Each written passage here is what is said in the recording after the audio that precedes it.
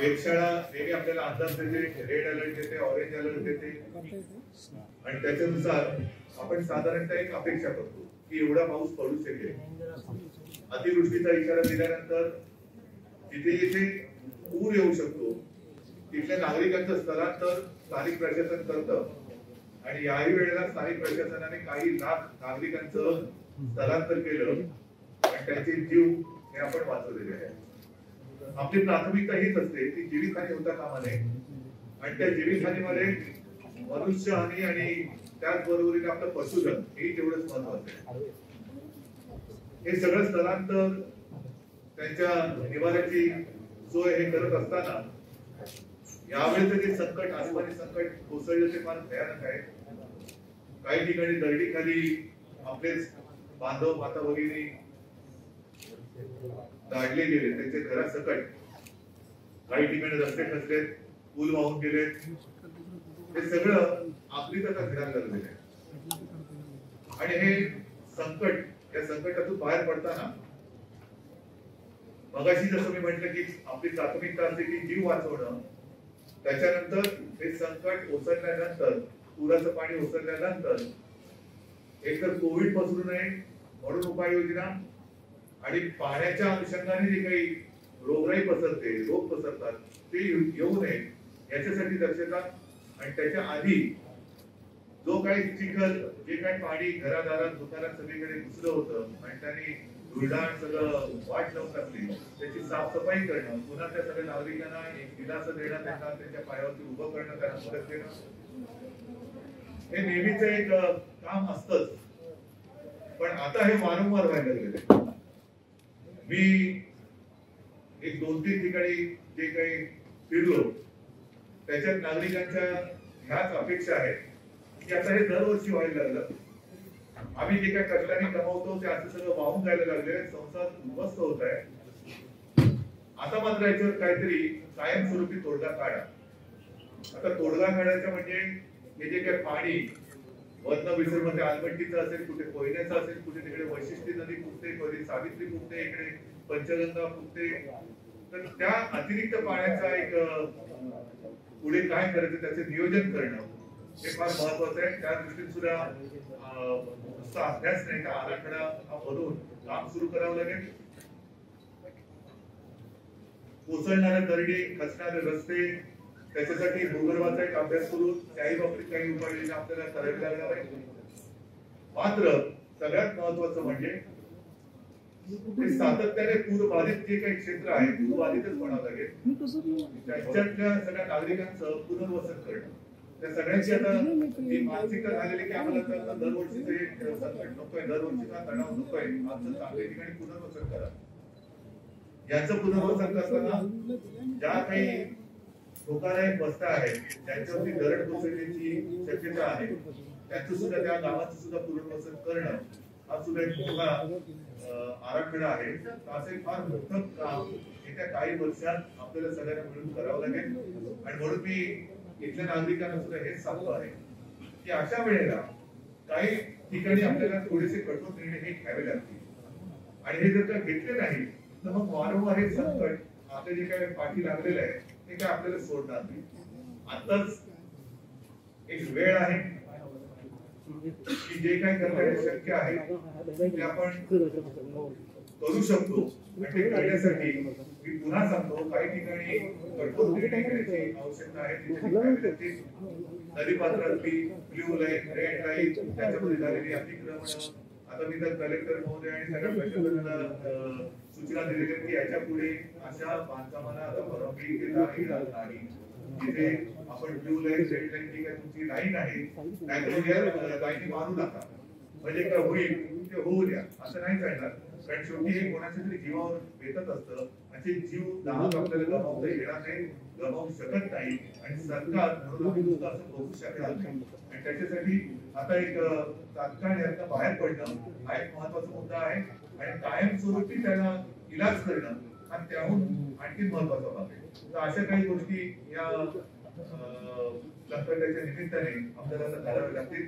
मला असं वाटतं की एक थोडस ज्याला एक प्रातिनिधिक म्हणा असं एकदम या पुलाचं भीषण वास्तव त्यावेळेस तर मला मिनिट टू मिनिट सगळ्यांकडे माहिती येतच होती, परंतु मी येऊन हे बघितलेलं आहे आणि ह्याला या आराखड्याला या कामाला नक्कीच गती दिल्याशिवाय आम्ही स्वस्त वाटणार की मी भिंत बांधण्याची कल्पना आहे असं म्हटलं होतं.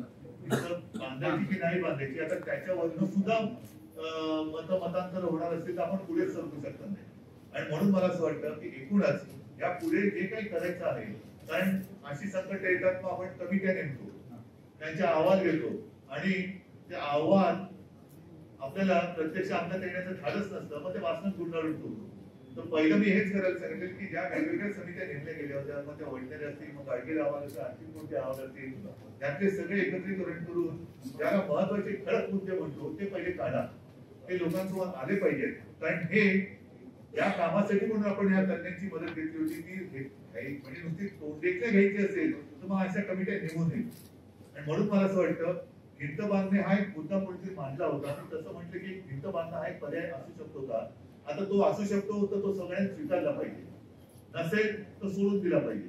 मला भिंत बांधायचीच आहे असं काही माझं म्हणणं नाहीये, पण आता जसं मी म्हटलं की अतिरिक्त पाणी विसर्ग जरा तिकडे सुटलं तर इकडे आपल्याकडे घुसतं पूर्ण तर त्याचं काय करायचं, तर त्याच्यावरती सुद्धा मार्ग काढावा लागेल. कारण यावेळेला संकट ओढू नये म्हणून आपल्याला सर्वांना कल्पना आहे की आपल्या जयंतराव पाटलांनी कर्नाटकात जाऊन तिथल्या मुख्यमंत्र्यांची चर्चा करून सगळं ते केलं होतं, म्हणून तरी निदान बऱ्याचशा गोष्टी वाचल्या. पण पाऊस एवढा प्रचंड झाला की आता त्याच्या पलीकडे जाऊन आपल्याला काहीतरी मार्ग हा शोधावा लागेल. अहवाल आता मागवलेत आणि त्याच्यात म्हणून मी सगळ्यांना आपल्या माध्यमातून नागरिकांना पण विनंती करतोय की काही वेळेला आपल्यासाठी कठोर निर्णय घेण्याची वेळ आली तर कृपा करून त्या वेळेला कठोर निर्णयाच्या सोबत राहा. मला कळलं की ते इकडेच आहेत म्हणून मी त्यांना सांगितलं की थांबा मी येतोय. याचं कारण मला ह्या लोकांच्या जीवाची वेळ करायचं नाही, या म्हणजे माझ्या नागरिकांच्या त्याच्यात कुठेही मला राजकारण करायचं नाही आहे. आणि त्याच्यात त्यांच्याही जर काही चांगल्या सूचना असतील तर त्याचंही आम्ही स्वागत करू. मी तर म्हणतो की आमचं तिथे काय बोललो कारण काही बंद दरवाजे नव्हतं, दरवाजेच नव्हते, पाणी घुसलं होतं सगळ्यांच्या घरामध्ये, तर दरवाजे काय शिकत राहत आहे. तर आम्ही खुलेआम बोललो आणि मी त्यांना सांगितलं की कायमस्वरूपी आपल्याला काही मार्ग अवलंबावा लागेल आणि त्याच्यासाठी तुम्हालाही मी बोलवतो. मुंबईमध्ये आपण भेटू सगळ्यांनी एकत्र मिळून ज्या काही सूचना आणि त्या सूचनांवरती एकमत होईल. मग मात्र आता माझ्यासोबत तर 3 पक्ष आहेतच, तो 4था पक्ष आहे. मग महाराष्ट्रातले प्रमुख पक्ष एकत्र आल्यानंतर उद्या जे काही आपण निर्णय घेऊ त्याच्या आड कोणी येणार नाही.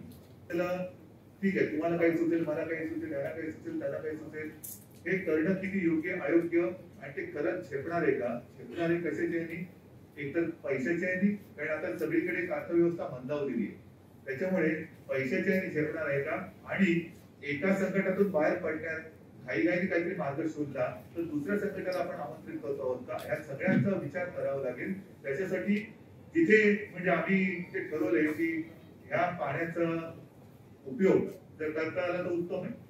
त्याच्यामध्ये पैशाचा एक महत्वाचा मुद्दा आहे आणि तसंच मी म्हटलं की या संकटातून बाहेर पडताना असं काही आपल्याकडे नव्हता कामा नये की मोठं संकट काहीतरी उडवून देऊ. तर शांत मुख्यमंत्री नाहीये, मी मदत करणार तातडीची मदत मला ऐका जरा की मला काय बोलायचं आणि काय बोलायचं बोलायचा अधिकार, मला बोलायचा अधिकार आहे. त्याच्यामुळे मी पॅकेज मुख्यमंत्री नाहीये, मी मदत करणारा मुख्यमंत्री, माझे सहकारी मंत्री हे मदत करणारे माझे सहकारी मंत्री आहेत.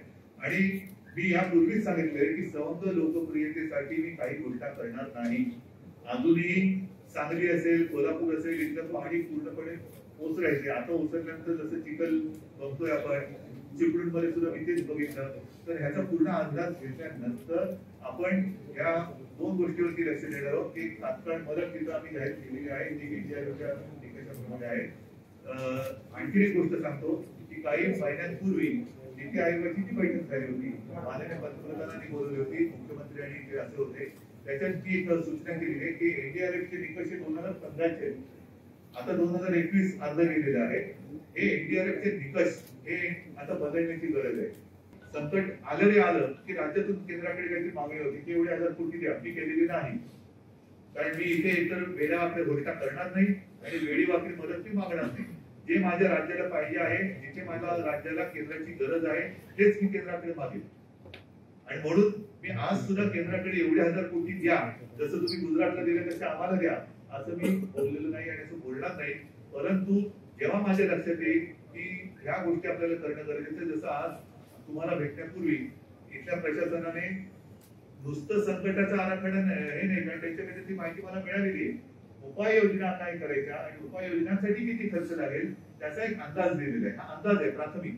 धरण कोसळली, पाटणमध्ये सुद्धा धरण कोसळली. आता ह्या काही गोष्टी जसं पन्हाळा पिण्याचे रस्तेच खचून गेले, तर ही ज्याला आपण म्हणतो ना अकल्पित गोष्टी आहेत त्या. तर धरणग्रस्त हा जो एक विषय आहे तो आता याच्या पुढे अशा काही धोकादायक वस्त्या असतील तर त्याचे पुनर्वसन आपल्याला करावं लागेल. म्हणजे पुनर्वसन करताना त्यांना घर कुठे द्यायची, त्यांना घर दिल्यानंतर त्यांची शेतीवाडी तिकडे आहे. बरं ही मंडळी कशी की यांना तुम्ही एक बिल्डिंग बनवून सगळ्यांना देऊ शकत नाही, त्यांच्या गाडी गुरांचं काय करणार. तर हा सगळं पुन्हा ते केल्यानंतर त्यांना रस्ते, वीज, पाणी सगळ्या गोष्टी द्याव्या लागतील. तर तो सगळा आराखडा लक्षात घेतल्यानंतर जिथे आम्हाला केंद्राची गरज लागेल, केंद्राची मदत लागेल, तिथे आम्ही केंद्राकडे मागणी करू. परंतु केंद्राची तात्काळ मदत जे मी काल एक पत्र निर्मला सीतारामनजींना दिलेलं त्याच्यामध्ये पोहोचलं असेल, त्याच्यात मी एक गोष्ट सांगितलेली आहे की बँका आणि विमा कंपन्या यांना काही केंद्राकडे सूचना देण्याची गरज आहे. विमा कंपन्यांना सुद्धा आम्ही तात्काळ 50% रक्कम यांना तुम्ही द्या आणि नंतर मग तुमच्याकडे पंचनामा, आणि पंचनामा हा आपली महसूल यंत्रणा जी आहे ती महसूल यंत्रणा जो पंचनामा करते तो त्यांनी ग्राह्य धरायला पाहिजे. कारण तो त्यांचं कसं असतं की काही निकष आहेत त्यांचे की सगळं ते कचरा बघितल्याशिवाय ते देत नाही. आता कचरा उचलला नाही वेळेत तर पुन्हा लेपतो आणि सगळे रोगराई पसरणार. तर ह्या गोष्टीला काय अर्थ नाही. शेवटी शासकीय यंत्रणा आहे, ती तुमची आमची नाही, आपली सरकारची यंत्रणा आहे. महसूल यंत्रणा काय आमची खाजगी यंत्रणा नाहीये. जिल्हाधिकारी आणि सगळ्या यंत्रणा आहेत, त्यांनी जे काही पंचनामे ते करतात तर ते ग्राह्य करून विमा कंपन्यांनी सुद्धा योग्य ती नुकसान भरपाई त्यांना दिली पाहिजे. बँकांना सुद्धा आता ह्यांना सगळे आपले व्यापारी आहेत, इतर सगळे त्यांना सुद्धा कमी दराने व्याज दराने हे कर्ज दिलं पाहिजे, जेणेकरून ते पुन्हा एक त्यांच्या आयुष्याला उभारी मिळू शकते. तर अशा काही ज्या गोष्टी आहेत जिथे केंद्राच्या पैशाची नाही तर सूचनांची गरज असते, काही ठिकाणी केंद्राच्या पैशाची गरज लागेल, तशी आम्ही त्यांच्याकडे मागणी करू.